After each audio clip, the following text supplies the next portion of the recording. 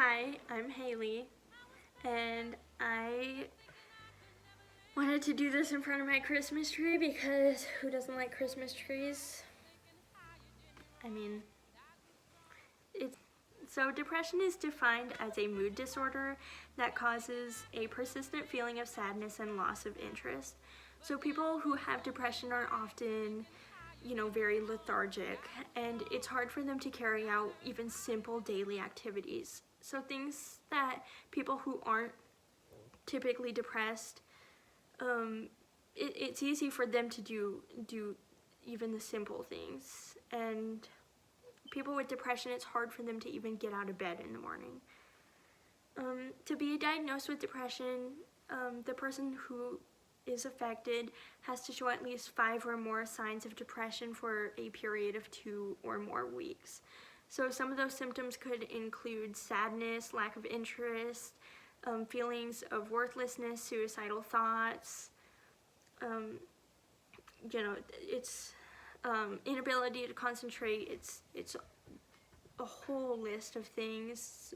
Those that I just listed are some of the more popular ones that are shown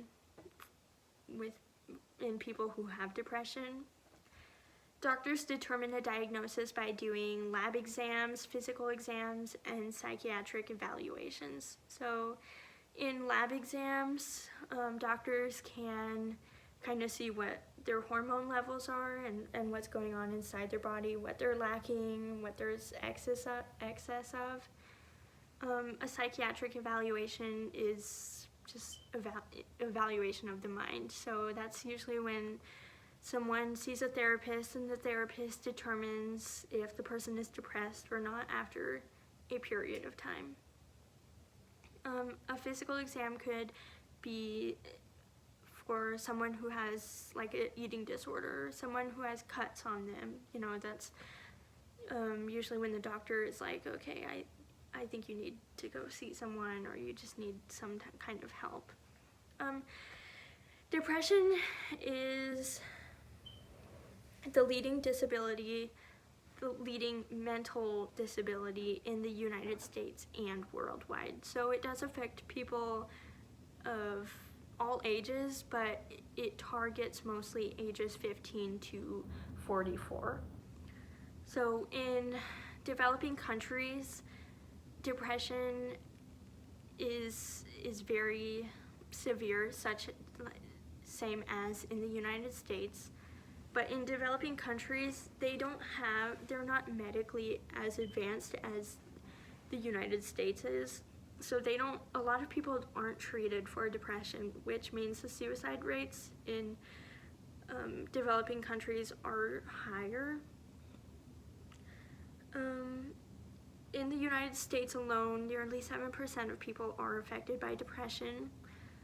So, and that does go for people of all ages, including children. So,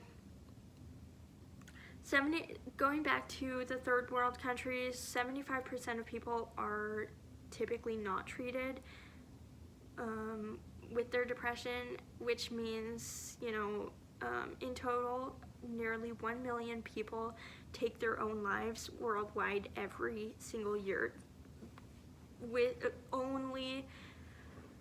That's only for depression, and that's not including other mental illnesses. So that was really sad for me to learn. That's a really high number just for one mental illness. It affects so many people.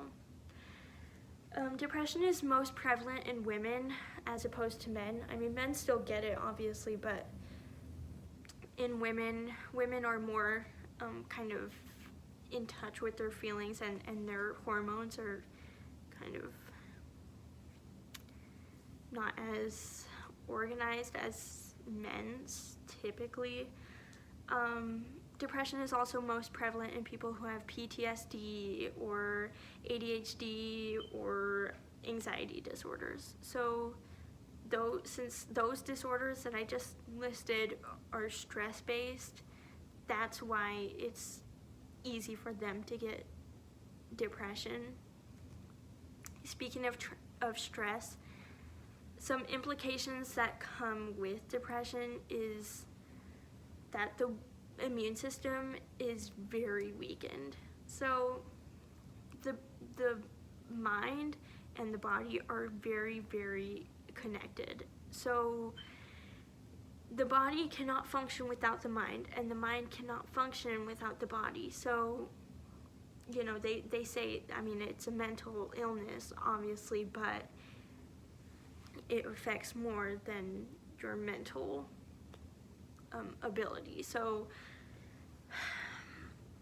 people with depression, you know, it's typically caused by stress, and if not, you know, stress will eventually enter the picture.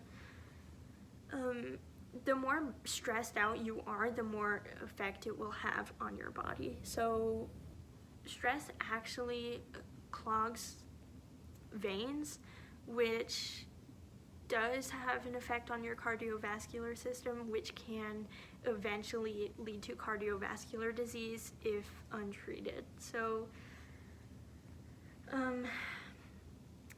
another implication of depression is weight loss or weight gain.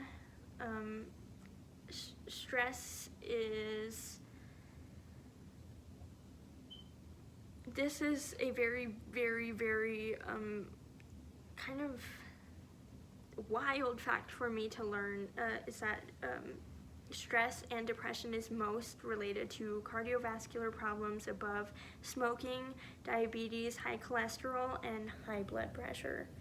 So it's crazy to me how much stress can affect the body, and it's all of these factors that can be life-threatening to you, goes the same with stress, and stress is mental based. So it's not like you can inject stress into your veins. You know, it's crazy how just your mind can create this kind of toxic environment for your body. So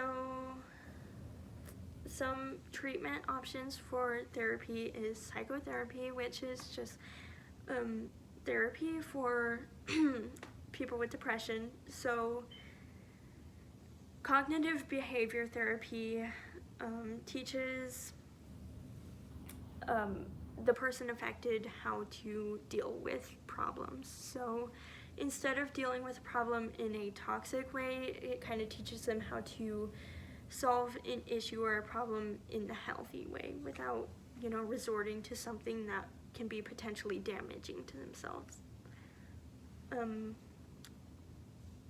Social skills therapy teaches patients how to develop healthy relationships. So often depression can arise from a toxic relationship, whether the person with depression is the toxic person or if it's a different toxic person who's kind of, you know, creating this environment that's just very mentally unstable for the person with depression.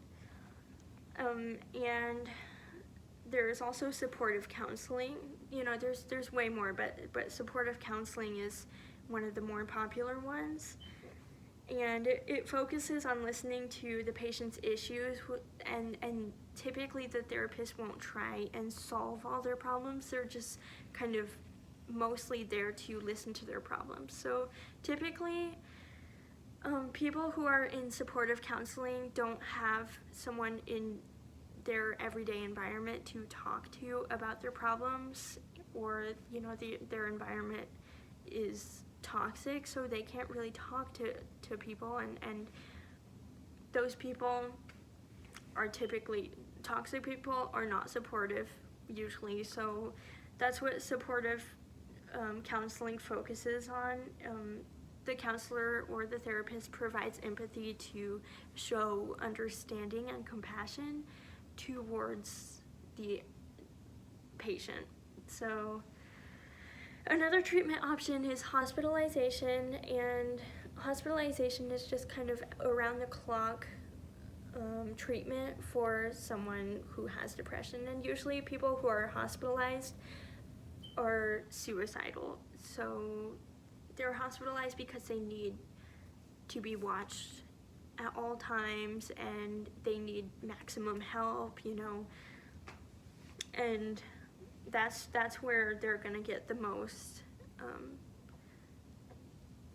you know, they're gonna be watched the most, they're gonna be cared for the most, you know, because there's constantly someone taking them to a therapy session or to a support group, or, oh, okay, here's your medication, make sure you take it, eating healthy, sleeping as much as you can, you know, in a healthy way, not like stay in bed all day and sleep.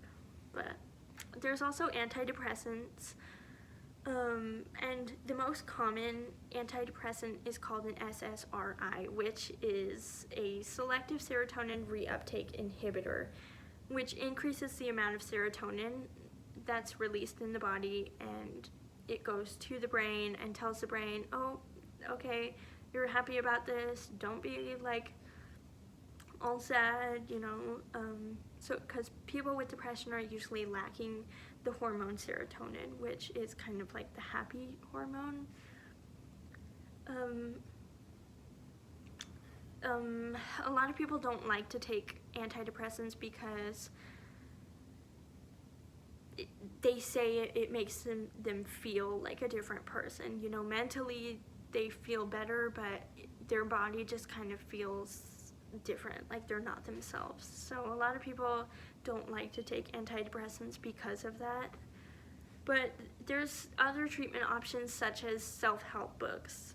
So self-help books can offer the same amount of support that you can get from a therapy session. There's also support groups, which allows someone with depression to talk to other people and kind of relate to other people so that they don't kind of feel like they're the odd one out.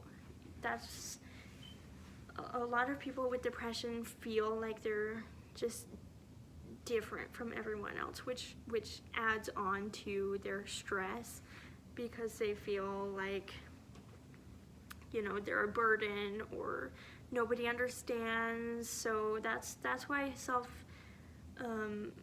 help books and support groups do help them a lot, because it kind of enlightens them, like, hey, someone else understands, someone else has been through it, or even someone else has gotten through it, and this is where they're at now. So hopefully all the stuff I talked about made sense. Thank you for listening. Hopefully I wasn't too boring, and hopefully, you know, this Christmas tree kind of shed some light on the video like I was hoping. So thank you.